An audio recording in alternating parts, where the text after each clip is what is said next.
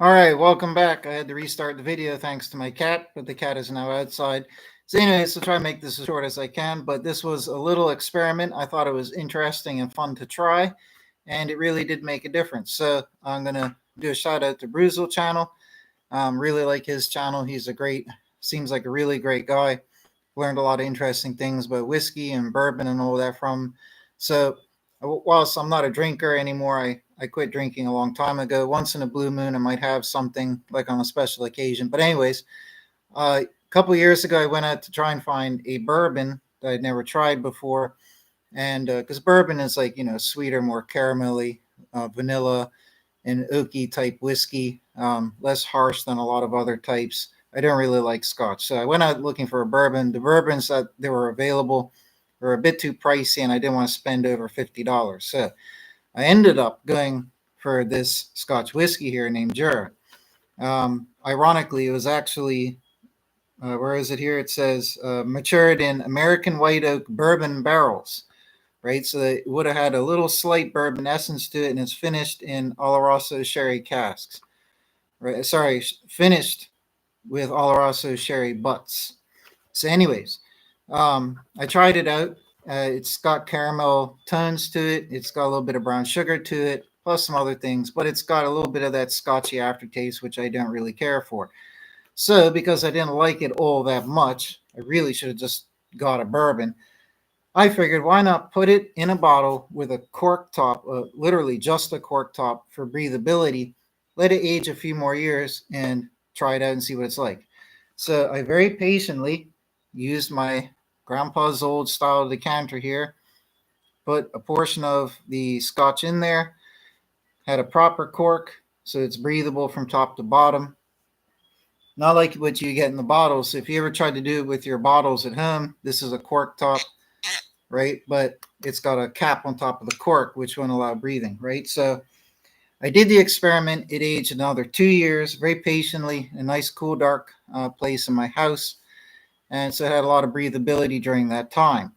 So I even asked the AI software, put in the parameters that I did and followed. Would this produce any difference in the flavor and the character of the whiskey? And long story short, the AI said that it would because of the oxidation, various fancy sounding things, which will take me 5 minutes to read through, right? But it should alter the character because it has the breathable cork at the top. So now that the Jura itself is finished, and it took me 2 years to do that, plus using a good portion of it for blending and this and that there, which never turned out great. My last experiment to try out was this year. And I have to say it's pretty good, so I'm going to do a live review of it. Would I buy Jura again to do this? No, but I would go and get a bourbon, and then I would do this with the bourbon, right? So once I do the tasting, I'll compare it to what the AI says at the end instead of at the start. So this was the decanter, like I said, 2 extra years on top of the 10 that I already had. So it's 12 years now. That's pretty good age, right? And it has aged because of the cork. So, oh, I should read what are the, just so people know for comparison, right? So the Jura, the original whiskey, was matured in American white oak bourbon barrels, right? So it has little bourbon tones to it to start with. Finished with Oloroso sherry butts. But it says here it's got a touch of peat, around a balance of subtle smoky notes. That's true. It's not very peaty. Sweet sherry cask finish. Yep, you can detect that in there. I know that. Um, Warm in color with aromas of fruit. It's not real strong on fruit. Cracked pepper. It does have a little tiny hint of peppery in there. Dark chocolate. Again, there is a little small detectable note of dark chocolate. Flavors of nectarines, ginger, and freshly ground coffee. So some of those are a little bit, they're not really pronounced in there, but I would say you definitely get caramel, um, some light fruits in the original, and like I said, a hint of the bourbon and this and that there, right? So but it's quite complex, right, for a single malt because of all those finishes and the maturation. So, anyways, that's what it started off as. This is with the extra 2 years aging with the breathable cork. Let's go and compare and see what differences. The AI says it should reduce the fruit flavors, which would be good because a lot of these fruit flavors that you get in Scotch whiskeys are like brighter fruits, like golden fruits, or green fruits, and not really the sweeter fruits that you would really like cherry. It does have a hint of cherry in the original Jura.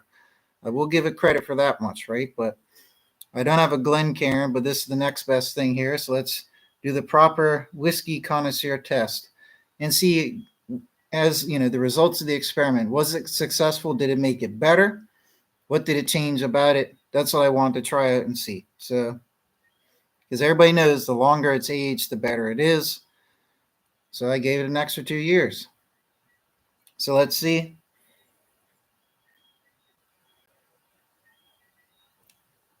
If you pass this around a room full of people, I don't think everybody would say, "Oh, this is a Scotch." It doesn't scream Scotch, especially the original compared to a lot of other Scotches. It doesn't scream bourbon either. It's more like in between, just like a general whiskey. Getting a lot of harsh alcohol smell in that there, so maybe I'll just let it waft around a little bit more. See if I can get some of the other aromas to come out. Very astringent on the nose, but let's take a sip because I think that's deceiving.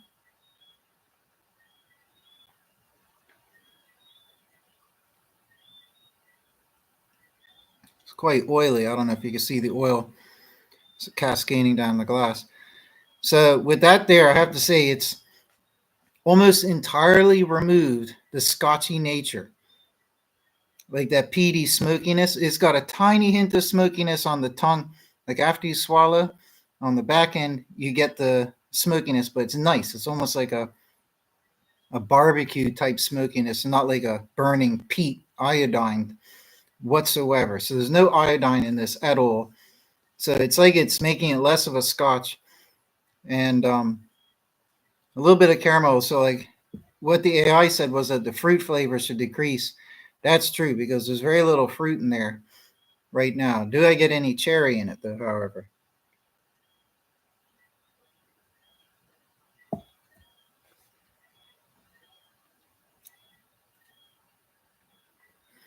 So when I lick my lips there, when I smack my lips together, I get the caramel. So it almost seems like it's gotten stronger in terms of alcohol content.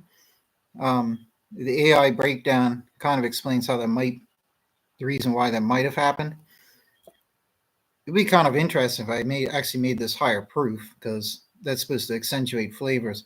But I have to say the flavor is quite strong. Even still, right now, the flavor is strong on my tongue, and it's still tingling and burning on my tongue as well. But I think the method works. It definitely changed the original. The original had a bit of that Scotchy flavor, not too much iodine, but it had that peaty iodine in the original. That is gone. So that much has changed. It hasn't really made it too much sweeter. This tastes, my little experiment here actually tastes similar to a lot of other American whiskeys that I've had. So I'll just take one more. So like in the bottle here, this smells so sweet, like caramel butterscotch. Like it really does. There's no harshness. So maybe all the swirling I did caused a lot of alcohol vapors to emerge. So this time here, I won't swirl it. So I've just poured it. It's sweet. It's sweet in the decanter. Let's see if that makes a difference here without all the swirling.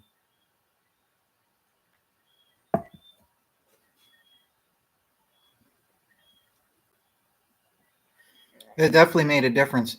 So I think maybe because some of the moisture, the water has evaporated way over time through the cork, it's probably just made it a little bit stronger in terms of alcohol content.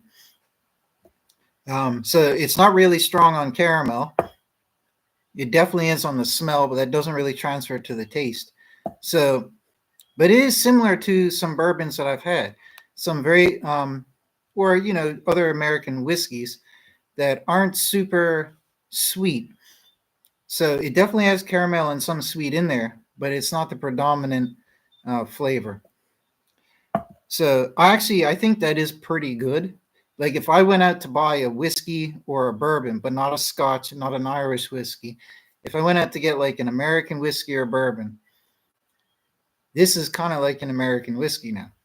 It's pretty interesting. I think you could legitimately probably serve this to a room full of people and not mention that it used to be a Scotch or it is a Scotch, but I don't think every single one of them would identify, hey, this is a Scotch. because it doesn't taste like it. So that's pretty interesting. So I think if you did this with like an actual bourbon or start off with this straight up whiskey, not a scotch, that might make it even more interesting. So I think the AI was right. So let's go read what the AI said should happen. So I put in the parameters that I did. And so I said, I have a 10-year aged Scotch single malt, which I put in a different bottle with a cork to allow air to change the whiskey over an additional 2 years aging. How could I expect the whiskey flavor and aroma to change? So its answer here was increased complexity. You may find that your whiskey has developed more complex aromas and flavors. Well, it's utterly changed it. It's like an American whiskey now, so I could agree with that. Softer profile. Harsh edges may have softened, bitterness could decrease while sweetness might increase. Whilst for whatever reason, I didn't really get too much sweetness in this one right now. It's definitely completely altered the original flavor. So I'll give one more third. Good luck. 3 is the charm. Let's see if I get any more sweet out of this.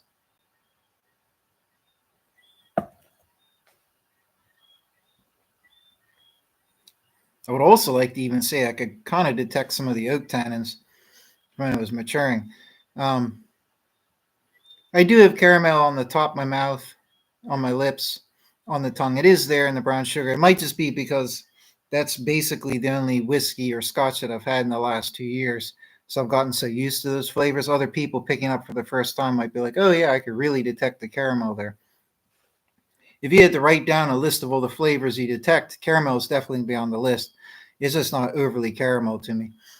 But harsh edges may have softened. I could see that being true in terms of the iodine. But anyways, I think it actually worked. So anyways, try it out for yourself, folks, and shout out to Bruzel. Take care.